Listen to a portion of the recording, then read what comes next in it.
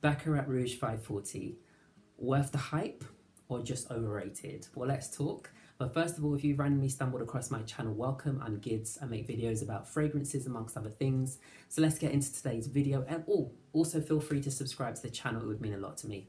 So let's get into today's video. We are talking about this very, very, very popular fragrance from the house of Maison Francis Kurkdjian, and it's Baccarat Rouge 540. Now, this is an extremely popular fragrance, not just amongst niche lovers, fragrance lovers, but just people in general. People seem to really gravitate towards Baccarat Rouge 540. There's something magical about it, quite special, quite captivating, even seductive, as some people would say. But is it really worth the hype? Now, if you were to look this up, there are so many reviews online. I mean, there are endless videos on YouTube discussing Baccarat Rouge 540, talking about it, people raving about it, people saying they don't like it, they don't see the hype.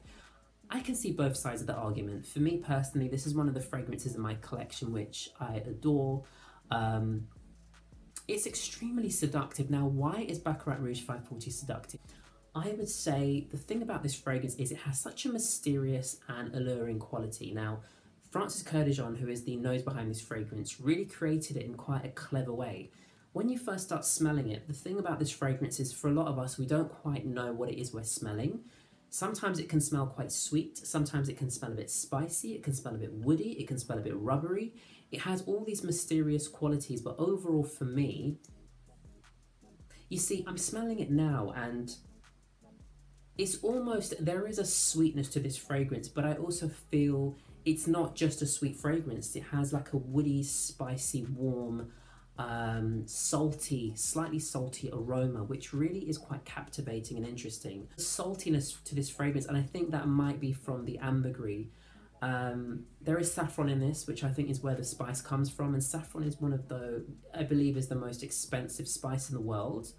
And that definitely adds something really interesting to this fragrance. But overall, this is one of those fragrances which you don't always know what you're smelling. It kind of pulls you in and kind of seduces you, and it has all of these elements which for me work really well. Now, Baccarat Rouge is a fragrance which I think you're either gonna love or you're not. I don't know if there's a middle ground with this fragrance. There are some people who've smelt it and said they don't get it, or that it's grown on them. However, I think for most people, because it is quite a strong fragrance, it's something that you have to really love in order to purchase. I was in London, I was in Selfridges, walking through, a lady gave me a card and said, here sir, do you want to sample a fragrance?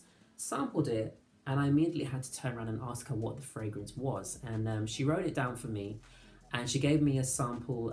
She sprayed it on my wrist, and I remember how incredible it smelled, and this amazing burst of fragrance which followed me as I went on. I would say with this type of fragrance, do not take risks. Don't buy this fragrance blind. Buy yourself a small sample, or if you get a chance, when we are out of this situation, go into a fragrance store and really sample this on your skin and really test it out. Also, this is not cheap. This currently retails in the UK, I think, for £200. And when I purchased this fragrance, it was £175. So they obviously know that this is a very popular fragrance, and the price of it will continue to rise. So I will say, if it's a fragrance you love, maybe purchase it before the prices go up again. Completely unisex, as all fragrances are, of course, but this is marketed as a unisex fragrance, which I was quite surprised about, because a lot of men love this fragrance, but it is quite, it does have a sweetness to it. It is a very sexy fragrance. I think this is not a fragrance I would wear to work. I think it's a bit too obnoxious for work, a bit too loud. It projects very fast. So by that I mean, when you wear this fragrance, people are going to smell you. It will make an impression, and I don't know if work is the best place to do that. Where this will shine, I think, is special events, occasions, maybe weddings, dates and things like that, because it's a fragrance which has lots and lots of character, and it's quite mysterious, it's quite alluring, and I think that is the right place to wear a fragrance like this. I think whenever I need a pick-me-up and I need something to just kind of wake me up and make me feel special and refined, this is the fragrance I go for.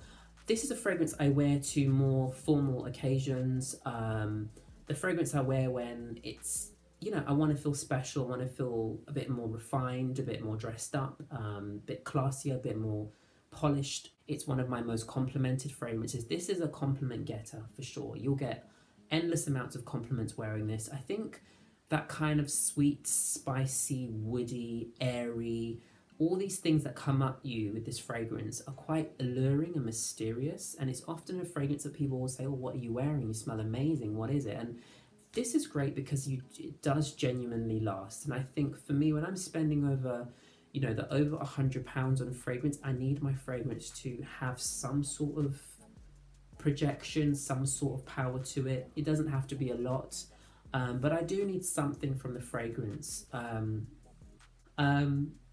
Is this really overrated? Now, I think that's a bit of a loaded question. Depends on who you ask. For me, I would say no. I would say this lives up to its hype. I think what's amazing about the fragrance is I feel you get value for money.